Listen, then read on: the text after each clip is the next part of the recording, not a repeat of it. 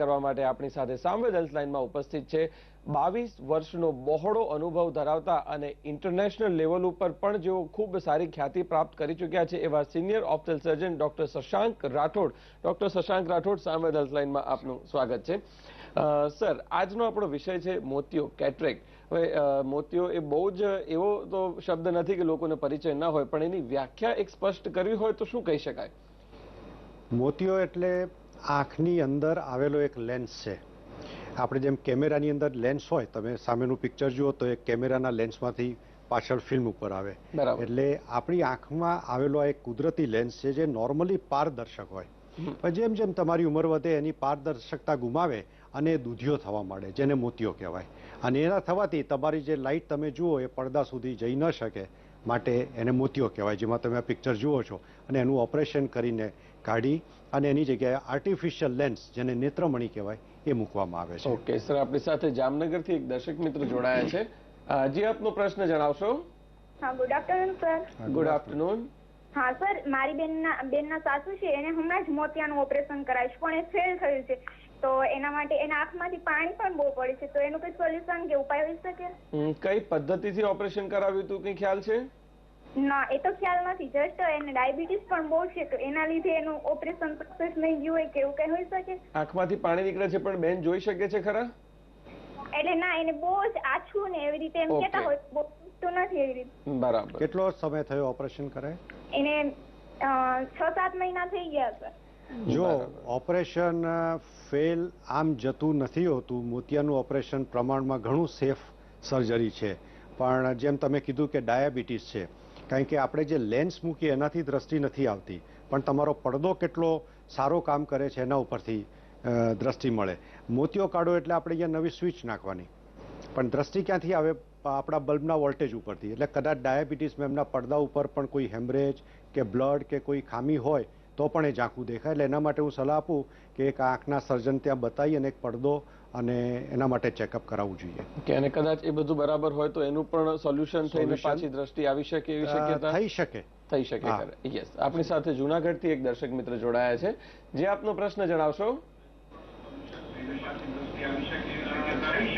Hello. Hello. હા, TV નો અવાજ બંધ કરીને આપનો પ્રશ્ન જણાવશો. હા, અત્યારે બોલો. હા, બોલો. હા, હેલો સર, હું જુનાગઢથી બોલું છું. બોલો બેન. અને મારા મમ્મીને બંને આંખના પડદામાં 8 થી 10 કાણા છે. એ ડોક્ટરે નિદાન કરેલું છે અને અમે તેની ગ્રીન લેસરની સારવાર પણ આપેલી છે. અત્યારે એને થોડું ઘણું સારું દેખાય છે, પણ હવે તકલીફ એ છે કે મોતિયો આવ્યો છે. હા, તો હવે અમને ચિંતા થાય છે કે શું એનું મોતિયાનું ઓપરેશન સક્સેસફુલ જશે કે કેમ? આંખના પડદામાં જો કાણા હોય, તમે સારું કામ કર્યું છે કે લેઝરથી એને સીલિંગ કરાવી દીધું છે. એક ફરીવાર પડદાની ચેકઅપ કરીને કોઈ પણ જે પડદા ઉપર પડેલું કાણું એને આજુબાજુ લેઝર કરી અને આપણે જેમ વેલ્ડિંગ કરીએ એ રીતે સીલ કરી દેવામાં આવે, અને એ પછી કેટરેક્ટનું ઓપરેશન તમે કરીએ તો એ પ્રમાણમાં સેફ છે. પણ જો ક્યાંક હોલ બાકી રહી ગયો હોય અને આપણે ઓપરેશન કરીએ તો એવું શક્ય બને કે 1% ચાન્સ પડદો ખસવાનો વધારે રહી શકે. એટલે આવા કેસની અંદર એકવાર રેટિના કમ્પ્લીટ ચેકઅપ કરી એને લેઝર કરીને પછી ઓપરેશન કરાવવું જોઈએ. એમાં કોઈ બીજો વાંધો નથી. ઓકે, આપણી સાથે જાફરાબાદથી એક દર્શક મિત્ર જોડાયા છે. જે આપનો પ્રશ્ન જણાવશો. હું જાફરાબાદથી રમેશભાઈ ચુડાસમા બોલું છું. અમે ઘણા કેમ્પો કર્યા છે અહીંયા, આંખોના કેમ્પો. બરાબર. હવે ઘણા કેમ્પોથી ઘણી વખત અમુક દર્દીઓ જે ફરિયાદો, થોડી ઘણી ફરિયાદો તો હોય જ, પણ એમાં શું છે કે મારે પ્રશ્ન એ પૂછવો છે કે એના કયા પ્રકારનો સારો લેન્સ કે ઓલું કરાવડાવવાથી અથવા તો કેવી આ જે સરકારશ્રી દ્વારા જે મીન્સ કે જે ઓપરેશનો થાય છે એની અંદર લેન્સ નાખવામાં આવે છે, જેથી કરીને લોકોને પણ ખ્યાલ આવે. બહુ જ સારો પ્રશ્ન છે રમેશભાઈ આપનો. ચોક્કસથી લેન્સ કેવા પ્રકારના હોઈ શકે અને એના શું ફાયદા ગેરફાયદા છે? એ પહેલા એમને એક બીજા પ્રશ્નનો જવાબ આપું કે જે આપણે કેમ્પ કરીએ છીએ એ મોટાભાગના કેમ્પ ગવર્મેન્ટ કે આ એનજીઓ, રોટરી ક્લબ કે લાયન્સ ક્લબ કરતી હોય છે, જે ગામડામાં જઈને સ્કૂલમાં કરે.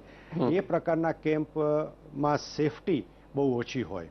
એટલે હું એવી સલાહ આપું, અમે પણ કેમ્પ કરીએ છીએ, પણ અમે ગામડામાં જઈને ડાયગ્નોસ્ટિક કેમ્પ કરીએ, ત્યાંથી પેશન્ટો આઈડેન્ટિફાય કરી અને સારી અદ્યતન હોસ્પિટલમાં લઈ ઓપરેશન કરી અને પાછા મૂકી દેવા જોઈએ. બરાબર. તો એમાં શું થાય કે ઇન્ફેક્શન કે બીજા કોઈ કોમ્પ્લિકેશન થવાના ચાન્સ ઘણા ઓછા હોય છે. હવે જે લેન્સ મૂકવાની વાત કરી, હવેના વખતમાં ફોલ્ડેબલ લેન્સ મુકાય છે, જે પહેલાં, એટલે એનો અર્થ એવો થયો કે જે લેન્સને ફોલ્ડ કરી અને ફક્ત 2-2.5 મિલીમીટરના કટમાં થઈ અને લેન્સની અંદર નાખી દેવામાં આવે. એટલે ફોલ્ડેબલ લેન્સ મુકાવવો જોઈએ. એ અત્યારના વખતમાં ઘણું સેફ અને સારું છે. રાઈટ. આપણી સાથે બીજા એક દર્શક મિત્ર જોડાયા છે. જે આપનો પ્રશ્ન જણાવશો.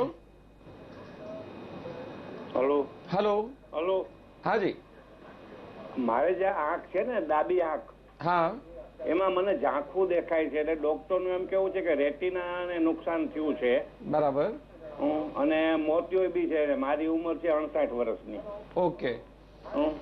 પણ આમ એક આંખ જમણી બંધ કરીએ ને તો સામે માણસ બેઠો હોય ઓળખાય નહીં, દેખાય ખાલી ધૂંધળું ધૂંધળું. બરાબર છે. હવે આવા કેસમાં એકવાર પડદાનું સ્ક્રીનિંગ ને ચેકઅપ કરી અને જો એની કોઈ બીજી ટ્રીટમેન્ટ ન કરવાની હોય, પડદાના જે સૌથી અગત્યનો ભાગ જેને મેક્યુલા કહેવાય, એના ઉપર નાના ડાઘા પડેલા હોય, તો નોર્મલી એમાં વધારે કશું કરી ન શકીએ. પણ આ કેસમાં જો મોતિયો આવતો હોય તો મોતિયાનું ઓપરેશન ચોક્કસ કરાવવું જોઈએ. પણ મોતિયાના હિસાબે જેટલી ઝાંખપ છે એમાં એમની દ્રષ્ટિ વધશે, પણ જે પડદાના હિસાબે જે ખામી છે એમાં કદાચ દ્રષ્ટિ એટલી વધી ન શકે. પણ છતાં પણ ઓપરેશન કરાવવું જોઈએ. રાઈટ. આપણી સાથે અમદાવાદથી એક દર્શક મિત્ર જોડાયા છે. જે આપનો પ્રશ્ન જણાવશો. હલો. હલો. હાજી. હા, હવે મારા ફાધરને છે ને આંખમાં બ્લડ નું પેલું આવી ગયું છે ને, હા, તેનું લેયર થઈ ગયું હતું. બરાબર. એના કારણે શું છે, એમને આંખમાં પડદાની પાછળ જે લેયર થઈ ગયું એટલે દેખાતું બંધ થઈ ગયું. ઓકે. તો એ દેખાવા બંધ થવાના કારણે, હા, દેખાવાના કારણે એમને, આપ બોલો, પ્રશ્ન બોલો આખો. એમને દેખાતું બંધ થઈ ગયું. બરાબર. હવે એમને શું 3 ઇન્જેક્શન આપવાનું ડોક્ટરે કહ્યું હતું, તો 3 ઇન્જેક્શન કમ્પ્લીટ આપ્યા. હા. પણ દેખાતું નથી એ આંખમાં. તો હવે શું કરવું એના પછી? આ તમારા પ્રશ્ન ઉપરથી પડદાનો તકલીફ લાગે છે અને એ જે 3 ઇન્જેક્શન મહિનાના અંતરે અપાય છે એનાથી જે પડદા ઉપર આવતો સોજો કે પડદાની અંદરથી બ્લડ જે લીક થતું હોય એને ત્યાં રોકી રાખે છે. એટલે આ જે ઇન્જેક્શન લીધા એ ખરેખર સારું છે, કારણ કે એનાથી જે વધારે પ્રોગ્રેસ થતો અટકી જાય. પણ ઘણીવાર એવું બને કે ફરીવાર પણ કદાચ ઇન્જેક્શન લેવાની જરૂર પડી શકે. એટલે મારી સલાહ છે કે એક ફરીવાર પડદાના ડૉક્ટરને બતાવી અને એક ઓપિનિયન લેવો જોઈએ. યસ. દર્શક મિત્રો, ડોક્ટર શશાંક રાઠોડ સાથે મોતિયા વિષય પરની ચર્ચા ચાલુ રહેશે. અત્યારે લઈએ એક નાનકડો વિરામ.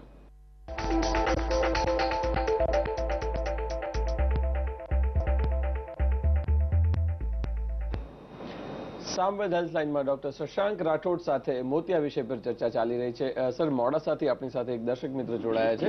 જે આપનો પ્રશ્ન જણાવશો. હલો. હલો. હાજી સાહેબ. હા, આપનો પ્રશ્ન જણાવો. હા. હલો. હા, આપનો પ્રશ્ન જણાવો. અવાજ સંભળાય છે અમને. હા સાહેબ, વાંચવા બેસે છે તો આંખો પર અંધાર આવે છે. બરાબર. અને ચક્કર આવે છે અને માથું દુખે છે. આપની ઉંમર કેટલી છે ભાઈ? આંખો પર અંધાર આવે છે, વાંચવા બેસે છે તો, અને ચક્કર આવે છે. બરાબર. આપની ઉંમર કેટલી છે? આપણે 50 વર્ષ. 50 વર્ષ. અને આપણે આંખોનું ચેકઅપ કરાવ્યું એક પણ વખત? હા, એક વખત ચેકઅપ કરાવ્યું. શું આવ્યું એમાં? ચશ્મા નથી એમ કીધું. ચશ્મા નથી. ઓકે. એટલે કદાચ ચશ્મા. જો આંખમાં બીજો કોઈ પ્રોબ્લેમ ન હોય તો આ આંખનું કારણ લાગતું નથી.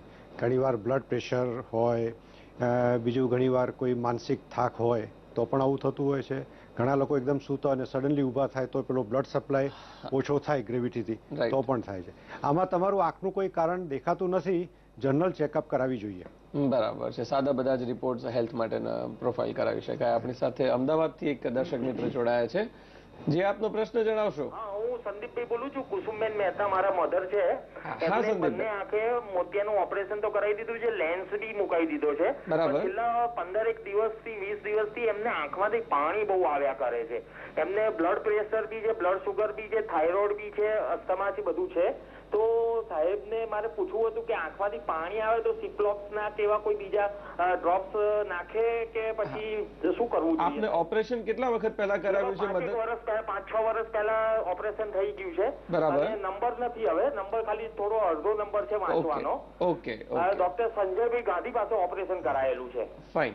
હવે ખાલી આંખમાંથી પાણી નીકળતું હોય તો એ નોર્મલ પણ હોઈ શકે. આપણા જે આંખના આંસુ નીકળે છે એટલે કોઈ પ્રોબ્લેમ ન હોઈ શકે. અમુક એજ જ્યારે વધે ત્યારે આપણા જે આંખના આંસુ જે નીકળતા હોય છે એ બંને એક નાના હોલમાંથી ને ગળામાં જતા હોય છે. એ ઘણીવાર રસ્તો નેરો થઈ જાય, પાતળો થઈ જાય એટલે પણ પાણી નીકળે.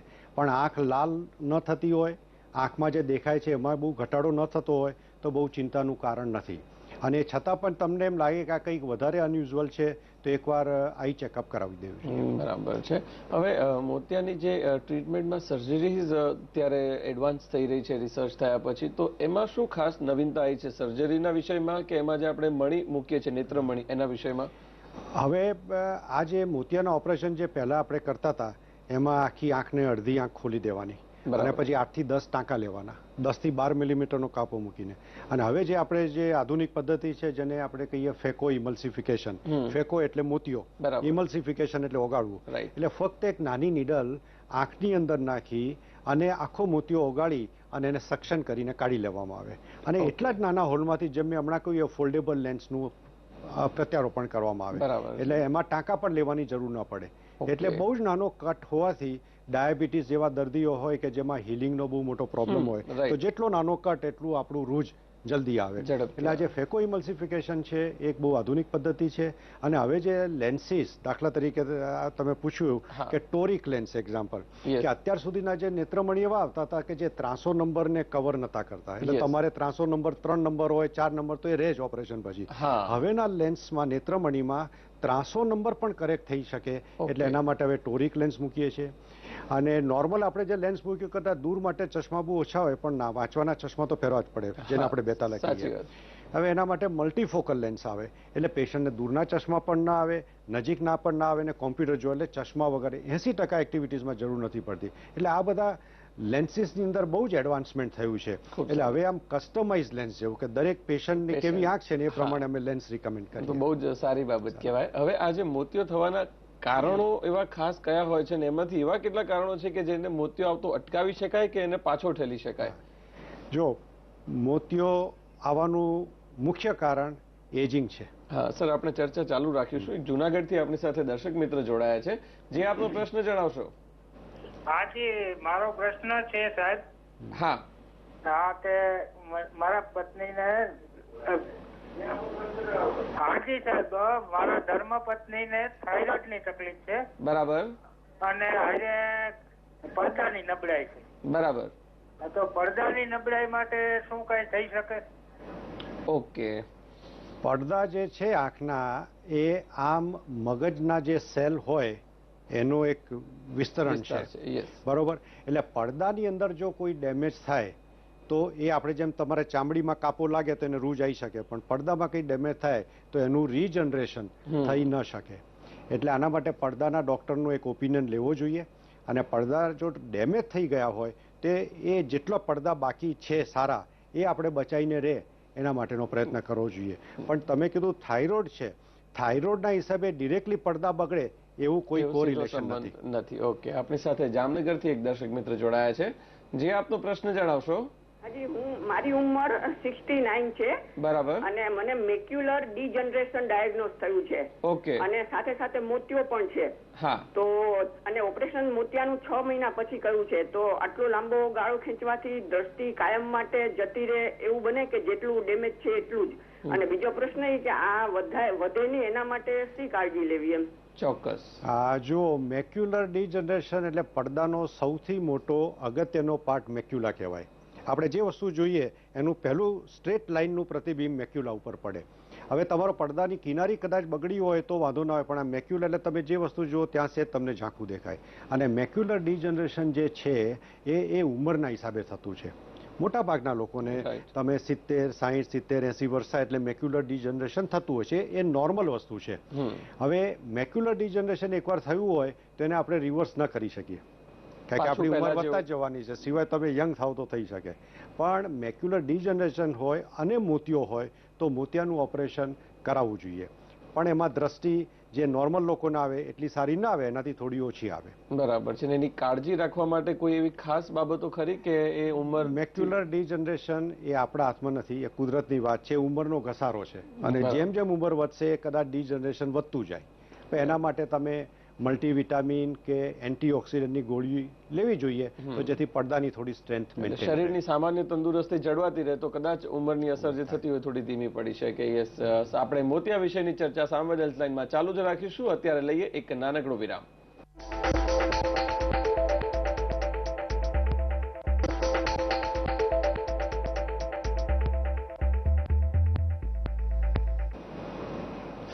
સામવેદ હેલ્પલાઇનમાં મોતિયા વિષય પર ડોક્ટર શશાંક રાઠોડ સાથે ચર્ચા ચાલી રહી છે. ડોક્ટર શશાંક રાઠોડ આપણી સાથે યુગાન્ડાથી એક દર્શક મિત્ર જોડાયા છે, જે આપનો પ્રશ્ન જણાવશો.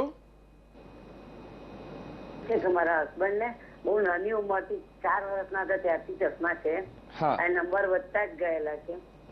આંખનું વિઝન બહુ ઓછું છે, પણ બીજી આંખનું બરાબર છે. તો ડોક્ટર નું કેવું એવું છે કે અત્યારે લેન્સ બદલીએ તો એમ કે એમનું વિઝન વ્યવસ્થિત, એને આંખ ત્રાસી હતી એનું ઓપરેશન બી કરાયેલું છે. ઓકે. અને જમણનું ઓપરેશન બી બંને આંખે કરાયેલું છે લેસરથી. ઓકે. હવે લેન્સ બદલવાનું સલાહ આપને આપેલી છે આપના હસબન્ડ માટે, રાઈટ? ઓકે. બહુ વધારે નંબર હોય, માઇનસ નંબર હોય કે બહુ પ્લસ નંબર હોય અને મોતિયો આવતો હોય તો મોતિયાનું ઓપરેશન થોડું વહેલું પણ કરાવવું જોઈએ. એનું કારણ એ છે કે ઘણીવાર પેશન્ટને -15, -20, -22 નંબર હોય, તો મોતિયાના ઓપરેશન પછી અમે જ્યારે લેન્સ મૂકીએ તો પેશન્ટ લગભગ 0 નંબરની આસપાસ આવી જાય, અડધો 1 નંબર આવે. એટલે એટલો નંબર ઘટવાથી જે પેલા ચશ્માના હિસાબે જે એબ્રેશન્સ થતા હોય એ ઘણા ઘટી જાય અને પેશન્ટને ઘણું સારું લાગે. એટલે જો બહુ હાઈ નંબર હોય અને મોતિયાની શરૂઆત થતી હોય તો મોતિયો કઢાવવામાં કોઈ જ વાંધો નહીં. બરાબર છે. હવે આજે લેન્સની આપણે વાત કરી, એમાં સૌથી આધુનિક કેવા લેન્સ શોધાયેલા છે એની અંદર? જે હમણાં મેં વાત કરી ટોરિક, મલ્ટીફોકલ, એક હમણાં હવે નવા લેન્સ મૂકે કે જેમાં ટોરિક અને મલ્ટીફોકલ એ બંનેનું કોમ્બિનેશન હોય. એટલે પેશન્ટનો 300 નંબર પણ કરેક્ટ થાય, પેશન્ટનો નજીકનો વાંચવાનો ઇન્ટરમીડિયેટ નંબર પણ કરેક્ટ થાય અને દૂરનો પણ થાય. એટલે ઓલમોસ્ટ એવું કહી શકાય કે પેશન્ટને ચશ્મા પહેરવાની ક્યાંય જરૂર ન પડે. એ જેને ટોરિક મલ્ટીફોકલ કોમ્બિનેશન લેન્સ છે જે અમે વધારે મૂકીએ છીએ. એક અત્યાર સુધી જે આપણા લેન્સ આવતા હતા એમાં શું થતું હતું કે પેશન્ટ જ્યારે રાત્રે ડ્રાઈવ કરે તો ઘણીવાર ગ્લેરિંગ ને એબ્રેશન થતા હતા. હવે એના માટે એસ્ફેરિક ઓપ્ટિક લેન્સ નીકળ્યા છે. એની જે સરફેસ હોય એની એસ્ફેરિક કરવામાં આવે, એટલે જે લેન્સના હિસાબે જે સ્ફેરિકલ એબ્રેશન થયા, ફિઝિક્સનો પ્રિન્સિપલ છે, તો એ એબ્રેશન્સ કટ કરે. એટલે એનાથી બે ફાયદા થાય. એક તો નાઇટ ડ્રાઇવિંગ વખતે પેશન્ટને ગ્લેરિંગ ઇફેક્ટ ઓછી થાય, બરાબર, કલર પરસેપ્શન હોય બ્રાઇટ થાય અને કોન્ટ્રાસ્ટ વધે. કોન્ટ્રાસ્ટ વધે એટલે સહેજ અંધારિયું વાતાવરણ હોય તો તમને કાળી વસ્તુ પડી હોય તો ન દેખાય, બરાબર. કારણ કે કોન્ટ્રાસ્ટની અંદર એ કોન્ટ્રાસ્ટ વધવાથી તમને સહેજ ડિફરન્સ ખબર પડે. એટલે ક્વોલિટી ઓફ વિઝન એસ્ફેરિક લેન્સમાં ઘણું સારું. અને અત્યારના જમાનામાં મોટા ભાગના લોકો હવે ધીમે ધીમે એસ્ફેરિક લેન્સ વધારે પ્રિફર કરતા થયા છે. હવે આની જે સર્જરી થતી હોય છે કેટરેક્ટની, એમાં હોસ્પિટલાઇઝેશન કેટલા સમય માટેનું થતું હોય છે? જો મોતિયાની સર્જરી અત્યારે ઓપીડી સર્જરી છે, આઉટ પેશન્ટ, બરાબર છે. આજે અમારી આઈ કેર હોસ્પિટલ છે તો અમે બી લખીએ છીએ કે out patient cataract surgery centre, OPD. Patient આવે અને 8:30 વાગે સર્જરી થાય, 9, 9:30 રજા આપી લે. જેમ જેમ પેશન્ટના ઓપરેશન પતે અને લોકો ઘરે જાય. એટલે એડમિશનની બિલકુલ જરૂર નથી હોતી.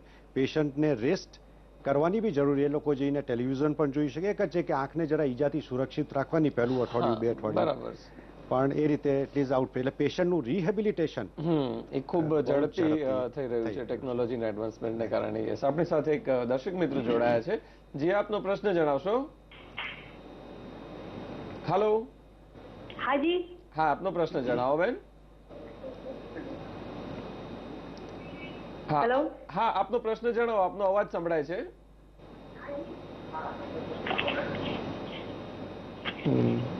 ઓકે, લાઈનમાં થોડું ડિસ્કનેક્શન છે. ફાઇન. હવે મોતિયાની જે આપણે વાત કરીએ છીએ એમાં કોઈ ખાસ રોગ, અને જેમાં પણ ખાસ કરીને ડાયાબિટીસની જો આપણે વાત કરીએ તો ડાયાબિટીસ અને મોતિયાનો એવો સીધો કોઈ સંબંધ ખરો? સીધો ને આડકતરો થોડો સંબંધ એ રીતનો ખરો કે ડાયાબિટીસ વાળા પેશન્ટમાં મોતિયો નોર્મલ કરતા થોડા વર્ષો વહેલો આવી શકે, બરાબર. અને એકવાર મોતિયો આવી ગયો હોય તો એ ઝડપથી પાકી શકે. એટલે ડાયાબિટીસ પેશન્ટની અંદર જે કેટરેક્ટનો જે પાકવાનો સમય હોય એ થોડો બહુ ઝડપી થઈ જાય. બરાબર, આ બંને વસ્તુ થઈ શકે. ત્રીજી વસ્તુ ડાયાબિટીસના હિસાબે પડદા ઉપર અસર થઈ શકે, જેને ડાયાબિટીક રેટિનોપેથી